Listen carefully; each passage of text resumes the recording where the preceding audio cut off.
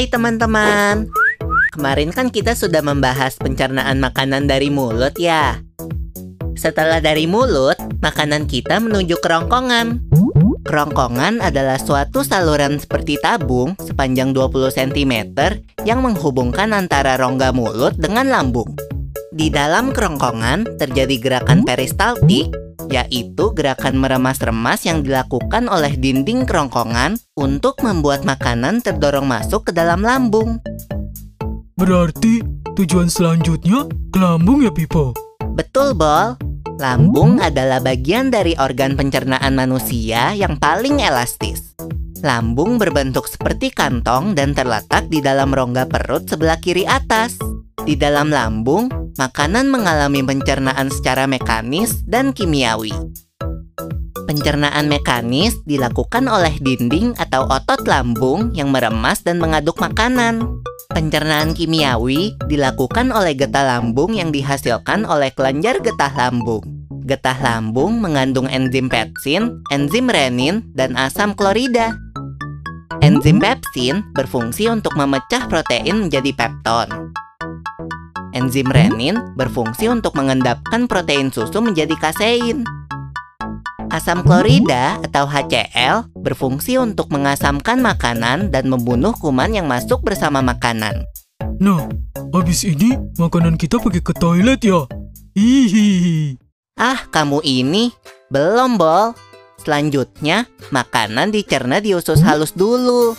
Usus halus merupakan usus terpanjang dalam saluran pencernaan karena panjangnya mencapai 6 hingga 7 meter. Di dalam usus halus terdapat cairan khusus yang membantu penyempurnaan pencernaan makanan. Oh iya, usus halus terdiri dari 3 bagian, yaitu usus 12 jari, usus kosong, dan usus penyerapan. Apa aja ya fungsinya? Usus 12 jari atau disebut juga duodenum memiliki panjang kira-kira 25 cm. Usus 12 jari mencerna makanan dengan bantuan getah pankreas dan getah empedu. Getah pankreas dihasilkan oleh kelenjar pankreas. Getah pankreas mengandung enzim-enzim berikut. Enzim amilase berfungsi mengubah zat tepung atau amilum menjadi zat gula atau glukosa. Enzim tripsin berfungsi mengubah pepton menjadi asam amino. Enzim lipase berfungsi mengubah lemak menjadi asam lemak dan gliserol. Kalau getah empedu dihasilkan oleh hati dan disimpan dalam kantong empedu.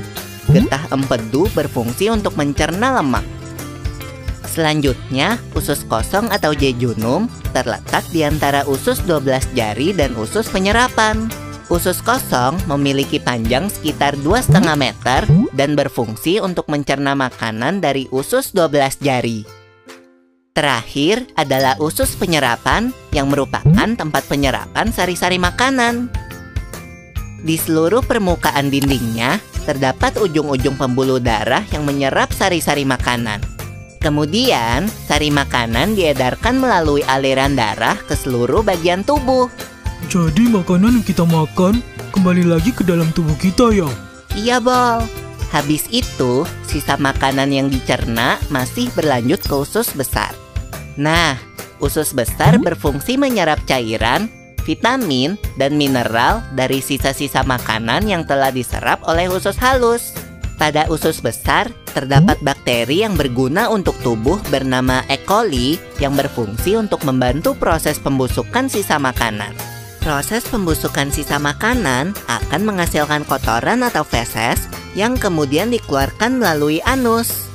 Oh gitu. Nah, gimana dengan mulus? Itu disebabkan oleh apa ya, Pipo? Organ terakhir yang bernama rektum adalah ujung muara dari usus besar yang berfungsi sebagai tempat penyimpanan feses sementara. Ketika rektum terisi penuh dengan feses, maka saraf akan mengirimkan respon kotak yang menimbulkan rasa ingin buang air besar. Anus adalah lubang di bagian bawah pantat yang berfungsi sebagai tempat keluarnya feses dari tubuh.